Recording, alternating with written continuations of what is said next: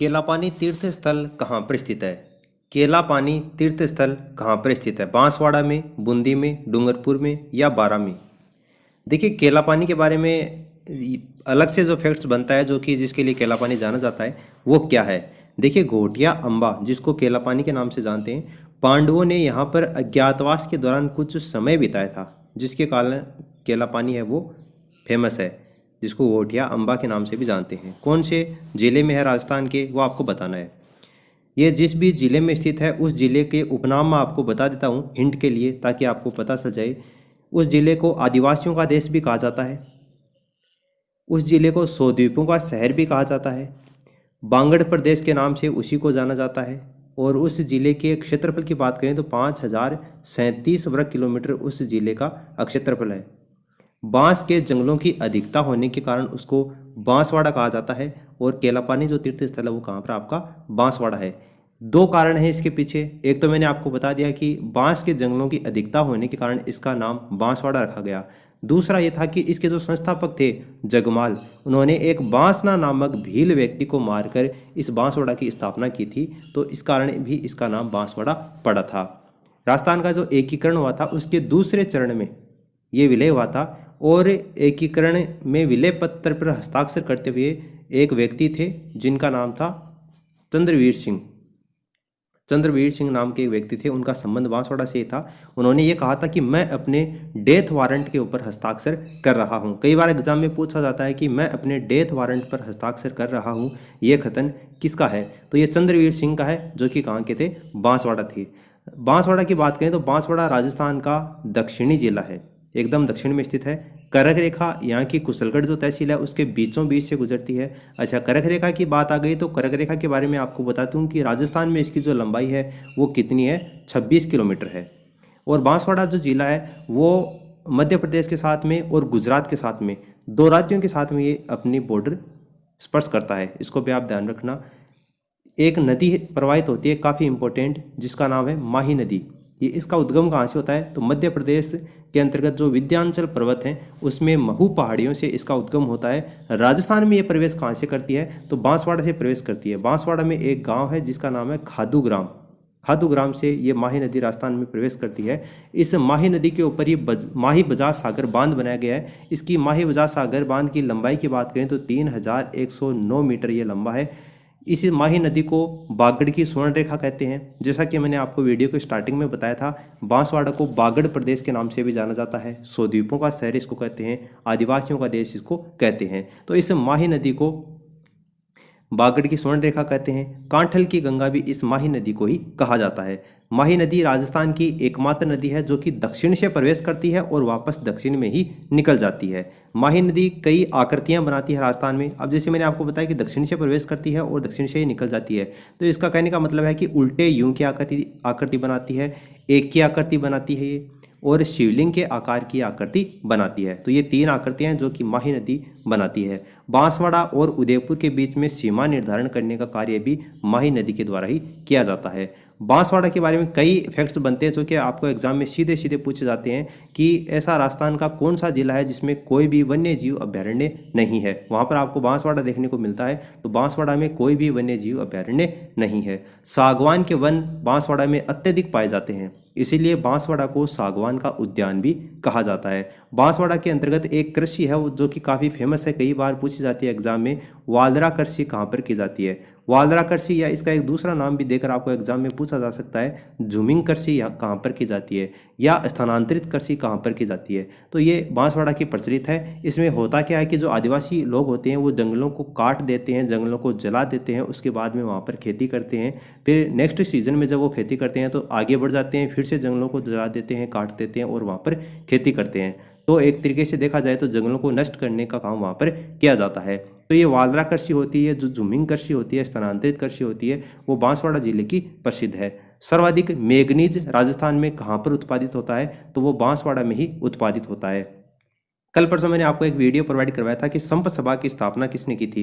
तो गुरु गोविंद गुरु ने की थी। कब की थी? 1833 ईस्वी में की थी। तो वो बांसवाड़ा से ही इनका संबंध है। एक राजस्थान की प्रथम महिला विधायक जिनका नाम है यशोदा देवी, उनका संबंध भी कहाँ से है? बांसवाड़ा से ही है। 1953 में प्रजा सोशलिस्ट पार्टी से वो चुनी गई थी। इसके अलावा बांसवाड़ा में कई प्रसिद्ध मंदिर भी हैं जो कि कई बार एग्जाम में पूछे जाते हैं। छींच का ब्रह्मा मंदिर कहाँ पर, ये पूछा जाता है। तो ये बांसवाड़ा में ही है। यहाँ पर ब्रह्मा जी की 4 मुखों वाली मूर्ति की स्थापना महारावल जगमाल के द्वारा की गई थी। तो ब्रह्मा जी की 4 मुख वाली मूर्ति राजस्थान में कौन से मंदिर में है? तो ये छींच के ब्रह्मा जी के मंदिर में है। इसके अलावा बांसवाड़ा में त्रिपुरा सुंदरी का मंदिर है जो कि वसुंधरा राज्य की आराध्य देवी है, त्रिपुरा सुंदरी। इसी को तुड़ताई माता बोलते हैं और इसी को त्रिपुरा महालक्ष्मी के नाम से भी जाना जाता है। इस त्रिपुरा सुंदरी के कहते हैं कि 18 हाथ हैं। 18 हाथों की मूर्ति इस त्रिपुरा सुंदरी में पूजी जाती है। घोटिया अम्बा, जैसा कि मैंने आपको बताया था, केला पानी, इसी को घोटिया अम्बा कहते हैं। पांडवों ने अपना अज्ञातवास के दौरान यहाँ पर कुछ समय बिताया था जिसके कारण ये प्रसिद्ध है। तो ये कहाँ पर प्रसिद्ध तीर्थ स्थल? बांसवाड़ा में स्थित है। ऑप्शन फर्स्ट इसका आंसर होगा। नेक्स्ट क्वेश्चन आपको दे रखा है, शाही जामा मस्जिद जो कि 12 में स्थित है किसके समय में बनी हुई है? शाही जामा मस्जिद 12 जिले में है, किसके समय में ये बनी हुई है? अलाउद्दीन के समय में, शेर शाह के समय में, औरंगजेब के समय में या हुमायूं के समय में? तो देखिए हुमायूं इसका आंसर नहीं होगा। शाही जामा मस्जिद जो कि 12 जिले में है किसके समय में बनी हुई है? अलाउद्दीन भी इसका आंसर नहीं होगा और शेर शाह भी इसका आंसर नहीं हो रहा। औरंगजेब के समय ये बनी हुई है। अच्छा, औरंगजेब ने अपने जीवन काल के अंतर्गत लगभग मंदिरों को नष्ट करने का कार्य ही किया था। इसलिए ये इंपॉर्टेंट क्वेश्चन बनता है कि शाही जो जामा मस्जिद है जो 12 में स्थित है किसके समय में बनी हुई है? इसके शासनकाल में कुछ बना भी था, इसलिए ये चीज़ इंपॉर्टेंट है। औरंगजेब के समय में ये बनी थी। दिल्ली के लाल किले की तर्ज पर बना हुआ राजस्थान का किला कौन सा है? दिल्ली के लाल किले की तर्ज पर बना राजस्थान का किला, नाहरगढ़ बारां, नाहरगढ़ जयपुर, आमेर जयपुर या जयगढ़ जयपुर? दिल्ली के लाल किले की तर्ज पर बना हुआ राजस्थान का किला कौन सा है? तो जयगढ़ जयपुर नहीं होगा और नाहरगढ़ जयपुर नहीं होगा। बचे आपके पास में 2 ऑप्शन, इनमें से भी आमेर जयपुर नहीं होगा। नाहरगढ़ का जो किला 12 में स्थित है वो दिल्ली का जो लाल किला है उसकी तर्ज के ऊपर बना हुआ राजस्थान का किला है, नाहरगढ़ 12। इसको आप ध्यान में रखना। बजरंग पशु मेला कहाँ पर लगता है? बजरंग पशु मेला बाड़मेर में, नागौर में या फिर बाड़मेर में और भरतपुर में? देखिए नागौर के अंतर्गत बजरंग पशु मेला नहीं लगता। हालांकि नागौर पर्वतसर में पशु मेला लगता है लेकिन बजरंग पशु मेले के नाम से उसको अपन नहीं जानते हैं। बजरंग पशु मेला कहाँ पर लगता है? बाड़मेर में लगता है और भरतपुर में लगता है। इसलिए ए व स दोनों, ये क्या हो जाएगा इस क्वेश्चन का करेक्ट आंसर हो जाएगा। बाटाडू का कुआं जिसको रेगिस्तान का जल महल भी कहते हैं, ये राजस्थान के कौन से जिले में स्थित है? बाटाडू का कुआं कौन से जिले में है जिसको रेगिस्तान का जल महल कहा जाता है? बाड़मेर, जोधपुर, जैसलमेर, बीकानेर? तो देखिए जोधपुर में नहीं है बाटाडू का कुआं और बीकानेर में भी नहीं है। काफ़ी फेमस है वैसे बाटाडू का कुआं जिसको रेगिस्तान का जल महल कहा जाता है। जैसलमेर में भी नहीं है। कहाँ पर ये? बाड़मेर में है बाटाडू का कुआं। साइबेरियन सारस के लिए प्रसिद्ध है कौन सा अभयारण्य? राजस्थान का वो कौन सा अभयारण्य है जो कि साइबेरियन सारस के लिए प्रसिद्ध है? केवलादेव अभयारण्य, रणथंभौर अभयारण्य, सरिस्का अभयारण्य या फिर ये तीनों ही? देखिए तीनों तो हो नहीं सकते, ऑप्शन डी तो इसका आंसर नहीं होगा। साइबेरियन सारस के लिए कौन सा अभयारण्य प्रसिद्ध है? सरिस्का अभयारण्य भी नहीं होगा इसका आंसर। बचे आपके पास में 2 ऑप्शन, केवलादेव अभयारण्य और रणथंभौर राष्ट्रीय उद्यान। देखिए केवलादेव अभयारण्य साइबेरियन सारस के लिए प्रसिद्ध है, इसलिए ऑप्शन फर्स्ट क्या हो जाएगा? इसका आंसर हो जाएगा। फड़, जिसको पड़ भी बोलते हैं, पड़ चित्रण के लिए विश्वविख्यात कौन सा है? शाहपुरा, मांडलगढ़, आसिंद या फिर शाहपुरा और आसिंद दोनों हैं?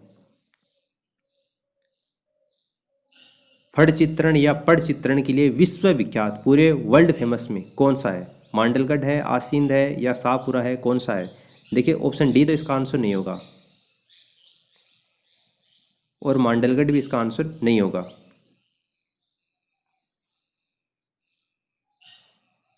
आसिंदी भी इसका आंसर नहीं होगा। शाहपुरा है जो कि पूरा विश्व विख्यात है पट चित्रण के लिए। ऑप्शन फर्स्ट इसका आंसर होगा। राज्य की प्रथम लोकतांत्रिक सरकार का गठन कौन सी रियासत में किया गया? राजस्थान राज्य की प्रथम लोकतांत्रिक सरकार का गठन कौन सी रियासत में किया गया? शाहपुरा, झालावाड़, मेवाड़ या बांसवाड़ा? देखिए बांसवाड़ा इसका आंसर नहीं होगा और झालावाड़ भी इसका आंसर नहीं होगा। राजस्थान की प्रथम लोकतांत्रिक सरकार का गठन कौन सी रियासत में किया गया? देखिए मेवाड़ भी इसका आंसर नहीं होगा। शाहपुरा इसका करेक्ट आंसर होगा, ऑप्शन फर्स्ट। रामपुरिया हवेली मुगल, यूरोपीय व हिंदू शैली का जो समन्वय जिसमें देखने को मिलता है रामपुरिया हवेली में, वो राजस्थान के कौन से जिले में स्थित है? बीकानेर, चूरू, जैसलमेर या झुंझुनू? रामपुरिया हवेली जिसमें मुगल कला, यूरोपीय कला और हिंदू शैली का समन्वय देखने को मिलता है, कौन से जिले में है? देखिए झुंझुनू में नहीं है और चूरू में भी नहीं है। ये दोनों जिले ही शेखावाटी अंचल में आते हैं। इन दोनों में रामपुरिया हवेली नहीं है। हालांकि मंडावा की हवेली है, नवलगढ़ की हवेली है, वो अपने किसी अलग खास पहचान के लिए फेमस है, लेकिन रामपुरिया हवेली यहाँ पर नहीं है। देखिए जैसलमेर भी इसका आंसर नहीं होगा। बीकानेर क्या होगा इस क्वेश्चन का? करेक्ट आंसर होगा, ऑप्शन फर्स्ट। बावड़ियों का शहर कहा जाता है। बावड़ियों का शहर किसको कहते हैं? टोंक, बूंदी, डूंगरपुर, कोटा? बावड़ियों का शहर किसको कहा जाता है? देखिए कोटा को नहीं कहा जाता